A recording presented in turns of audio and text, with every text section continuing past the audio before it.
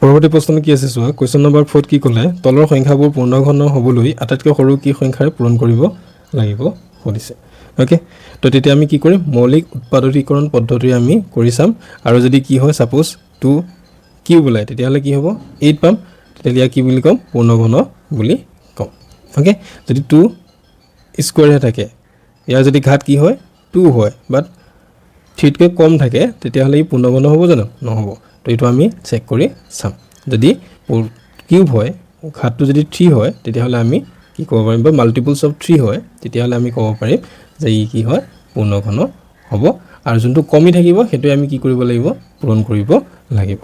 তো 1 টো কি ক'লে চোৱা 5 3 2 4 এটা কৰা উৎপাদকীকৰণ পদ্ধতিৰে কৰা 2 4 2 দি কৰা 2 6 6 2 2 দি কৰা আকৌ 1 3 3 1 এটো যাব আকৌ 11 121 11 11 তো 11 1 এতিয়া চোৱা 2 স্কয়াৰ 2 দুটা আছে ন 1 2 11 কেটা আছে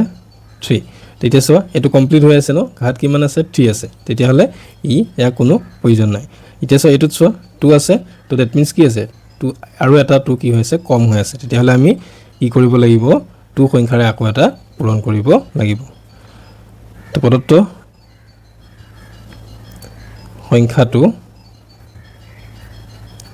পূৰ্ণ ঘন হ'বলৈ কি কৰিব লাগিব হ'বলৈ 2 ৰে পূৰণ কৰিব লাগিব ওকে আশা কৰো বুজি পাইছা একদম ইজি যেটো যেনেকৈ আমি